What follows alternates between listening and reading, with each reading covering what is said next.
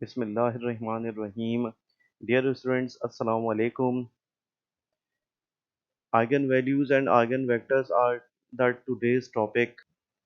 Now we start with definition. If A is an n into n matrix, then a non-zero vector x in Rn is called an eigenvector of A. If Ax is a scalar multiple of x, that is Ax is equal to lambda x. For some scalar lambda, the scalar lambda is called an eigenvalue of A and X is said to be an eigenvector corresponding to lambda. तो हमारे पास यहाँ पे एक matrix है A जो कि matrix operator है और एक वेक्टर है X। अगर मैं A को X से मल्टीप्लाई कराऊँ तो ये X में जो चेंज लाएगा वो बराबर होगा कि मैं लैम्डा को X से मल्टीप्लाई कराऊँ जो चेंज आए। तो लैम्डा वो वैल्यू है जो इस ट्रांसफॉर्मेशन के दौरान वेक्टर में चेंज लाता है और इस वेक्टर को हम आइगन वेक्टर कहते हैं और इस लैम्डा को आइगन वैल्यू कहते हैं। Here is another definition. In linear algebra, an eigenvector or characteristic vector of a linear transformation is a non-zero vector that changes at most by a scalar factor when that linear transformation is applied to it. The corresponding eigenvalue eigen is the factor by which the eigenvector is scaled.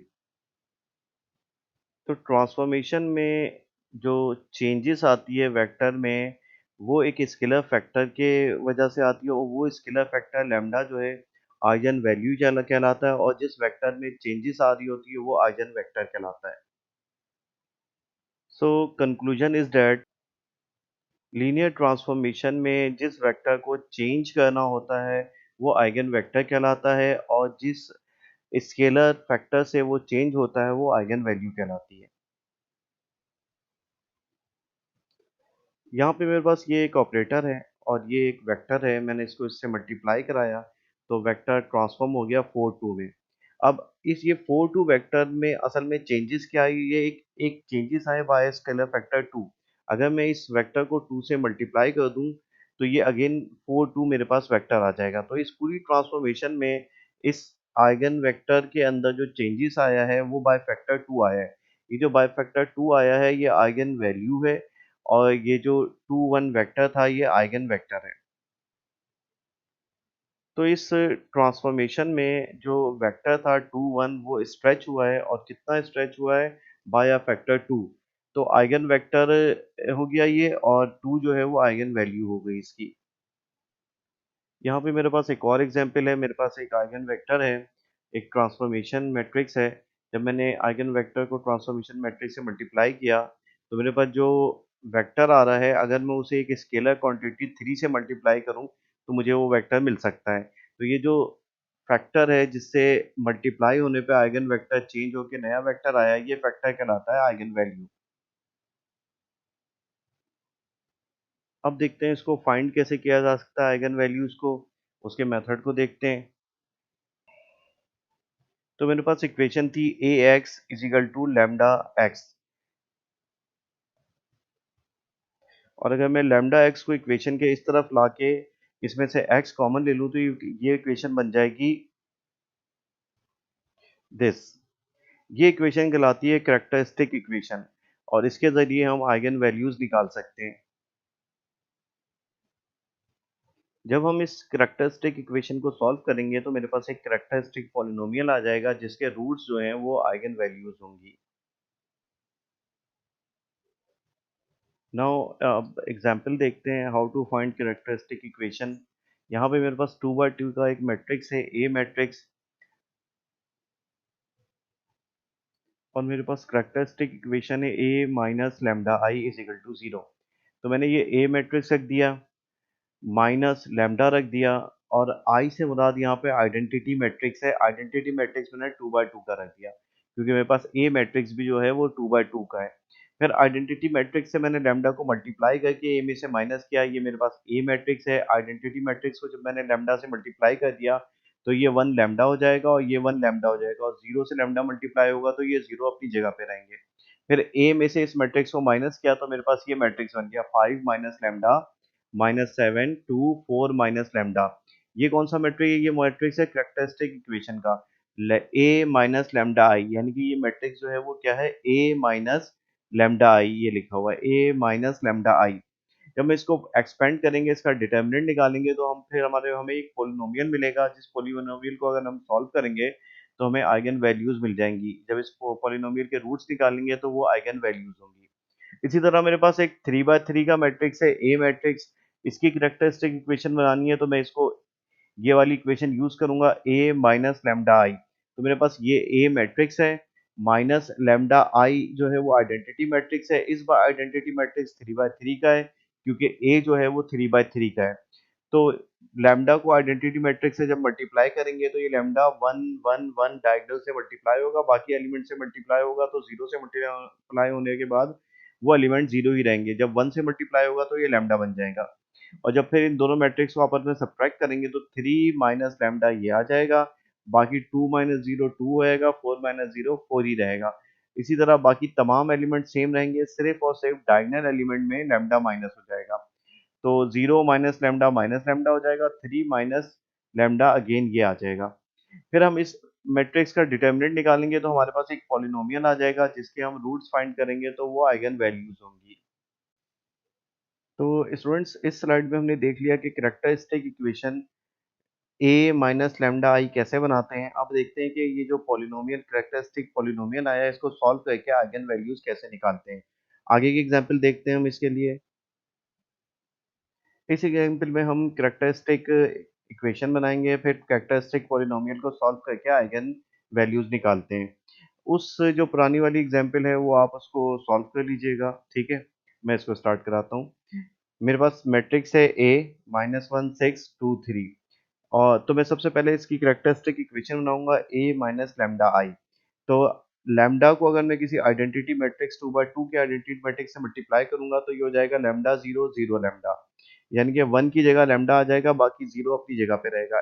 तो ए में से इस matrix को lambda आई को subtract कराऊंगा तो मेरे पास ये मैट्रिक्स बन जाएगा -1 माइनस लैम्डा, 6 अपनी जगह पे रहेगा क्योंकि 6 minus 0 is 6, 2 minus 0 is 2, and 3 minus lambda is ये -3 माइनस लैम्डा आ जाएगा। फिर मैं इसका डिटर्मिनेंट निकालूंगा तो इसका डिटर्मिनेंट आपको पता है, ये दोनों आपस में मल्टीप्लाई होंगे, ये दोनों आपस में मल्टीप्लाई होंगे, और दोनों के मल्टीपल का सब्ट्रैक्शन लेना है।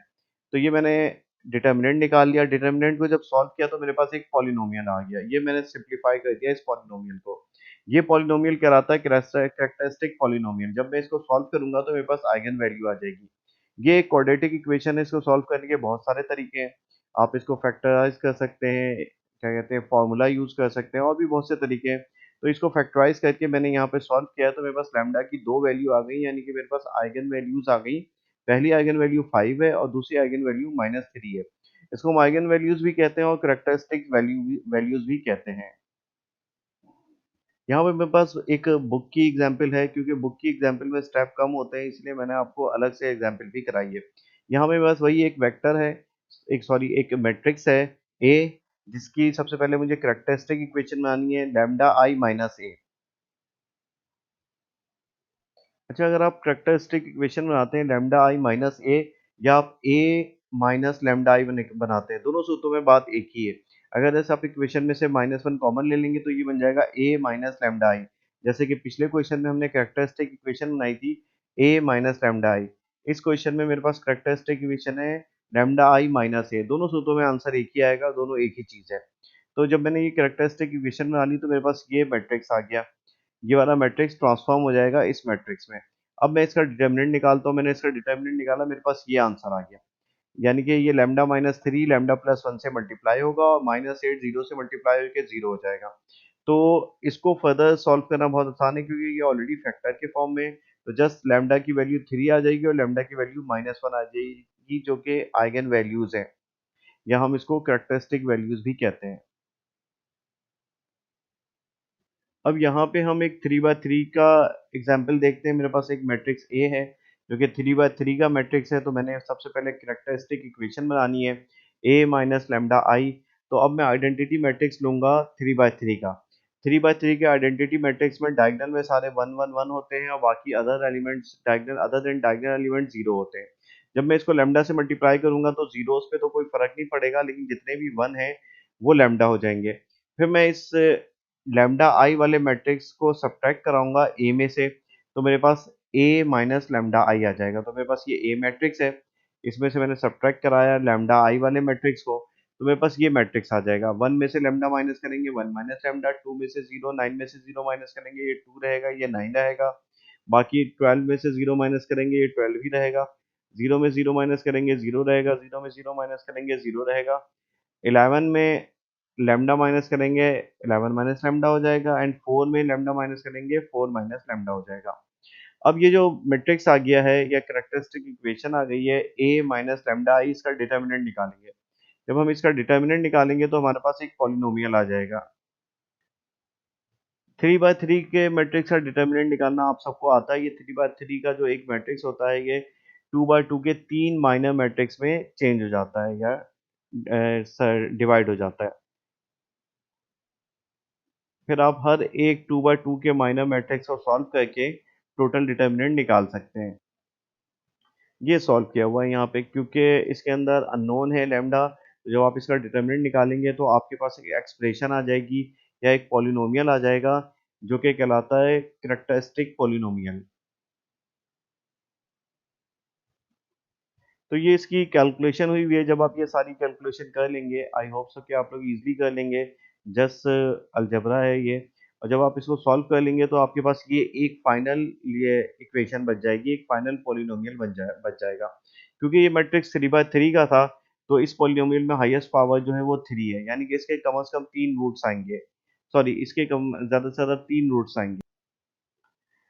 जबकि पिछला जो क्वेश्चन मैंने कराया था इसमें 2 by 2 का मैट्रिक्स लिया था, उसमें जो मेरे पास पोलिनोमियल बन रहा था या जो इक्वेशन या एक्सप्रेशन बन रही थी उसमें हाईएस्ट पावर 2 थी, यानी कि इसके ज्यादा से ज्यादा 2 रूट्स आएंगे और हमारे पास 2 रूट्स ही आए थे और 2 आइगन वैल्यूज ही आई थी। इसी तरह जो मैंने अभी 3 by 3 का मैट्रिक्स आपको सॉल्व कराया है, इससे जो पोलिनोमियल बन रहा है उसके अंदर हाईएस्ट पावर क्या है, 3 आएगी। इसी तरह अगर आप 4 by 4 का मैट्रिक्स होगा तो उसके पोलिनोमियल में हाईएस्ट पावर 4 आएगी, यानी कि उससे ज्यादा से ज्यादा आइगन वैल्यूज की तादाद 4 होगी। अगेन इस पॉलिनोमियल को सॉल्व करने के बहुत सारे तरीके हैं, आप उसमें से कोई एक टेक्निक लगाएं और सॉल्व करें। यहाँ पे फैक्टराइज किया हुआ है, तो इसको जब आप सॉल्व कर लेंगे तो जो लैम्डा की वैल्यू आएगी वो आइगन वैल्यूज आएगी। और मैंने जैसा कि आपको बताया, क्योंकि लैम्डा की इसमें हाईएस्ट पावर 3 है तो इसके 3 वैल्यूज आएंगी, तो ये तीनों जो है आइगन वैल्यूज है for this characteristic equation, this one.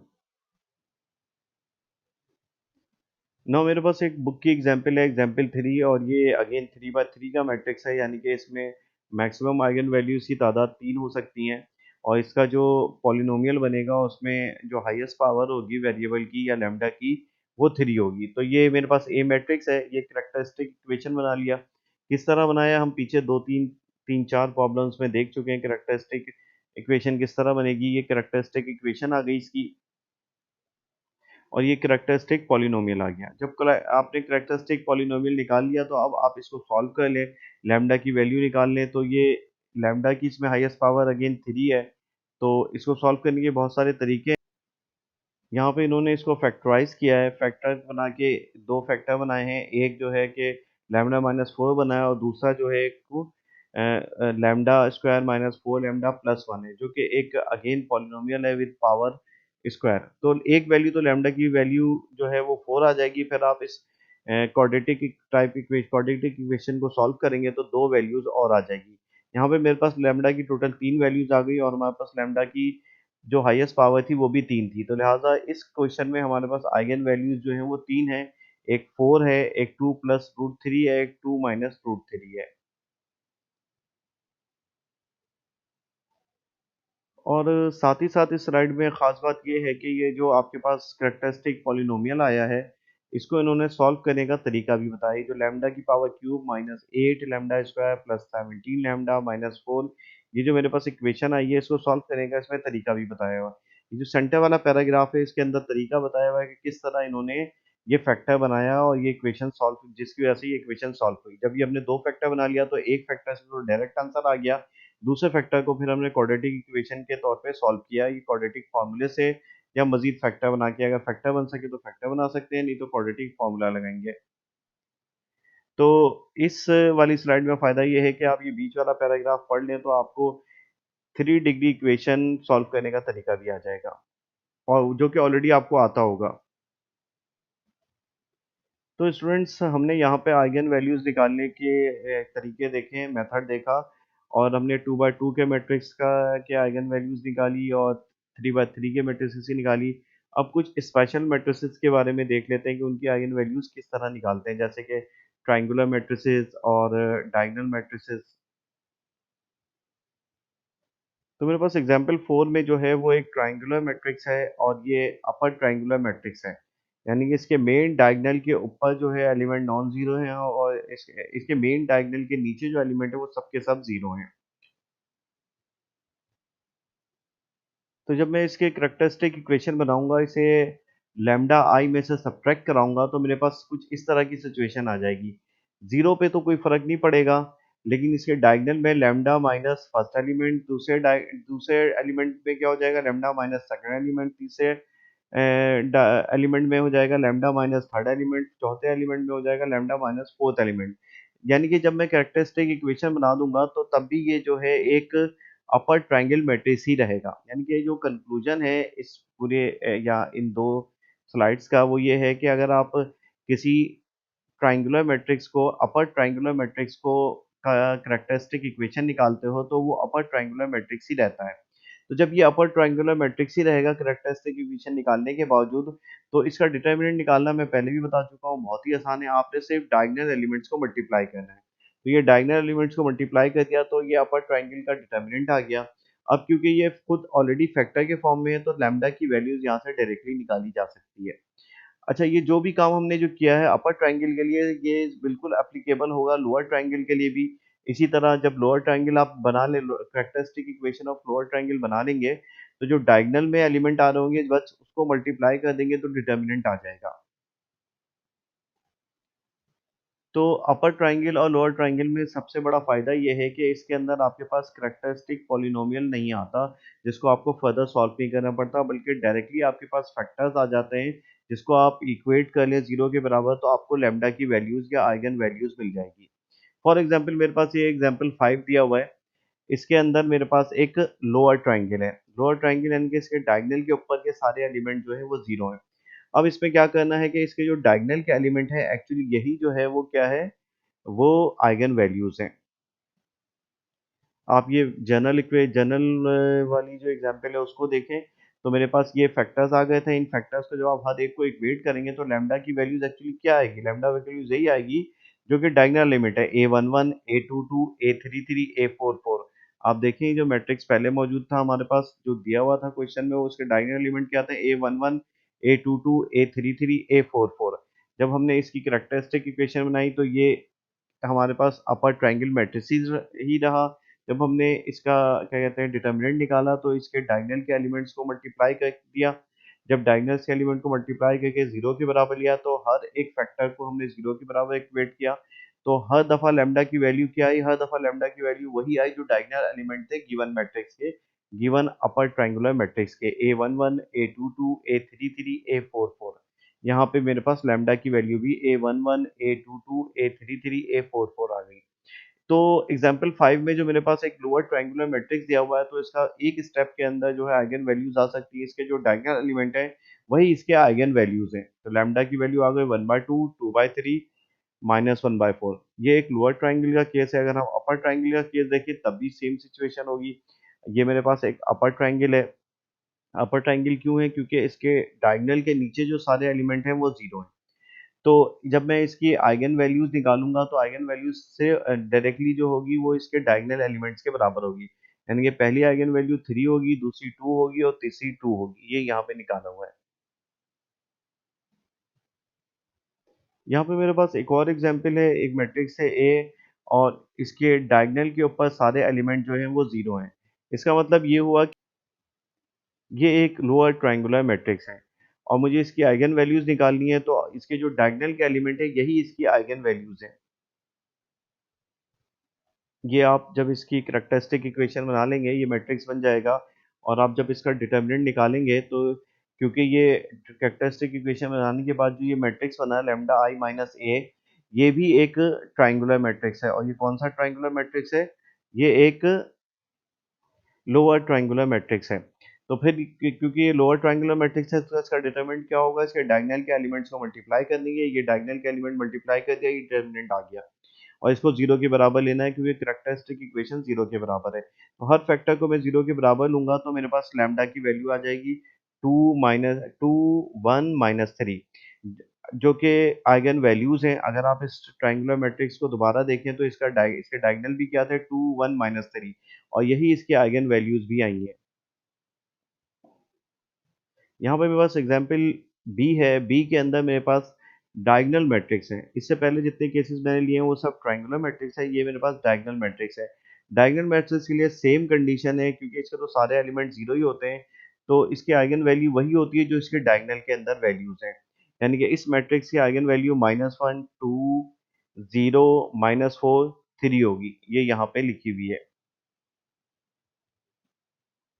तो dear students, I hope so कि ये लेक्चर आपको समझ में आया होगा। अल्लाह हाफिज़ स्टूडेंट्स।